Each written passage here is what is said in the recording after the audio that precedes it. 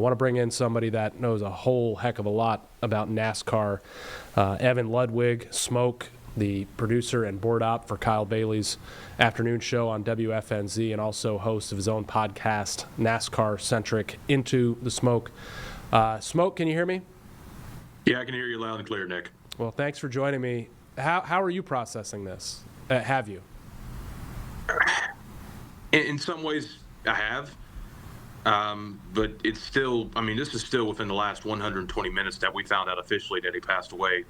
I was on the air with Kyle. Kyle was out at the Speedway, because this is Coke 600 weekend, the second biggest weekend of NASCAR season, the biggest weekend in all of motorsports, because we're going to have the Indy 500 and the Coke 600. And it just, it feels like just a massive anvil just dropped on all of us.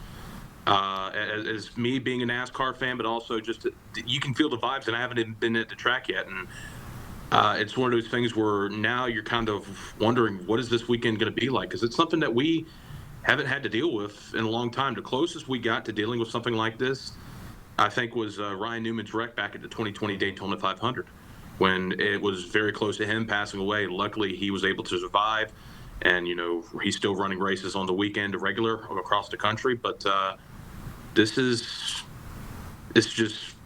heartbreaking at the very least. What hurts the most, I guess, to the NASCAR community? Like, what's the first thing where your heart goes?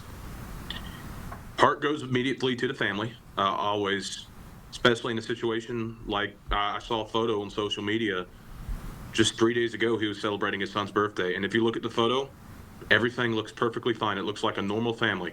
It looks like Kyle Busch is Kyle Busch. 6 days ago, we saw him win the Truck Series race, as Joey Logano mentioned in that piece you had there. And, he was running in the All-Star race. I felt like if we're going to talk about Kyle Busch this weekend, the main thing we're going to talk about is, A, how does he look with Andy Street at crew chief for the Coke 600, as they've been showing some improving speed in that 8 car, and B, what his future was going to be driving in 2027.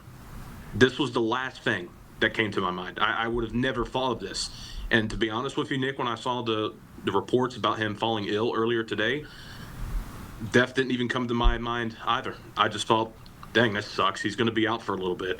He's going to be out for a couple of weeks, but by the time, we get to July 4th, something like that, we'll be able to see him run the race, run the Brickyard 400, a track at which he dominated before.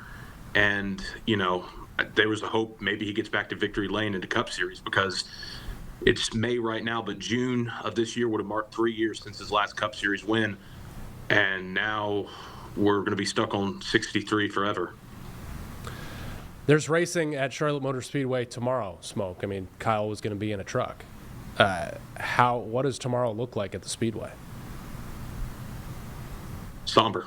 I don't really know what the vibes are going to be like. It's going to be a lot of doom and gloom, and it's a privilege that we haven't really had to deal with that in NASCAR. But it'll probably, I bet a lot of people that are around during the second weekend at Rockingham in 2001 will kind of have some similar thoughts. The first race after Dale died. In fact, I think it's not been confirmed, but I think this is the first active driver to pass away in NASCAR's Cup Series since Dale back in 2001. And I think that's a testament to the safety that NASCAR has implemented in these cars since 2001. But it just shows you that, life is precious, and you can't take it for granted. And I think we get reminded of that often. We saw it happen 6 months ago with the tragic passing of Greg Biffle. But this puts it on a whole different scale, because Kyle's younger, and he was still racing full time. I was thinking, Nick, maybe, with retirement in his future potentially, I was thinking that would be 7-8 years down the line. Like, he had always made it known that he wants to race at least in the top 3 series against his son Brexton. And even though he did get to race against him, we'll never see that on the top 3 series. So it's shell shock in a lot of ways still. Listen, I know a lot of diehard NASCAR folks that there's no thought of not racing this weekend, right? That's what this sport does. And you mentioned The Rock in 2001. Is there any doubt in your mind cars are going to be on the track for 3 days coming up at Charlotte Motor Speedway? You'll see them tomorrow at 3:30 one day practice and qualify for the Truck Series. There's no doubt in my mind they're racing, especially because I think that's what they'd want to do. And At the end of the day, Kyle Busch is going to be most known for being a race car driver. That man would have gone on any single track, asphalt, pavement, dirt. I mean, you put him two wheels, you give him one wheel, he'll probably race it. So he's a racer.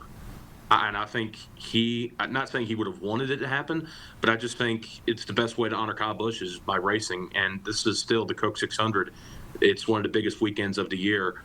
They're going to be racing. If they've raced in similar circumstances before. It hasn't happened in a while, but there's no doubt in my mind we're going to be seeing 600 miles on Sunday, 300 miles on Saturday, and we'll have the North Carolina Education Lottery 200 tomorrow for the Truck Series race. But there's going to, no doubt in my mind, there's going to be a lot of heavy hearts.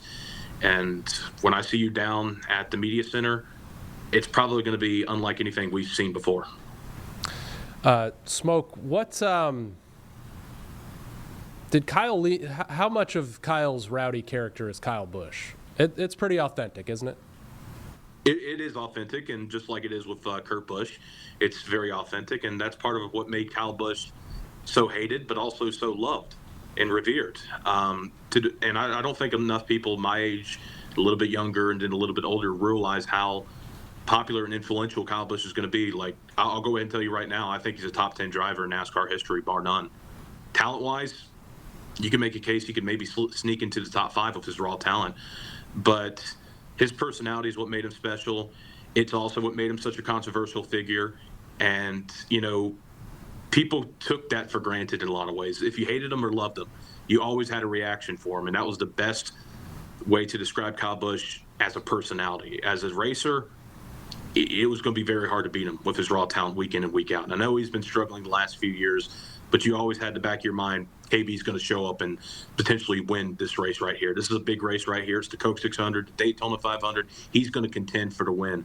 And that's part of what made Kyle Busch such a generational talent. Those type of guys don't come out there. And if you ask, I'd say 95% of the people in the garage that are coming up into NASCAR, I guarantee you, when you ask him who influenced him as a driver, one of the first 3 to 5 names that'll come up, Nick, is going to be Kyle Busch. And it's because of his driving style, his unapologetic nature. And I'd also throw out there, too, it doesn't hurt to be a kid watching NASCAR for the first time in about 2007, 2008, and you see Kyle Busch driving Frosted Flakes, and then the next year you see him driving M&Ms, and he's pretty darn good at this racing thing, too. It was a recipe for success, and it just so happened that he was a generational talent, too. Evan Ludwig from WFNZ, host of the Into the Smoke podcast. Last question. Despite that polarizing personality, what are you seeing in terms of the reaction from the NASCAR community, drivers, teams, fans, who may have not always been rowdy fans? I mean, it's been outpouring of support. You probably talked to one of his biggest rivals right there in Joey Logano, who he got into a fight at Las Vegas in 2017. You know, his former teammate Denny Hamlin, who recently had words for him and his frustrations of a slump. You could tell he was completely heartbroken.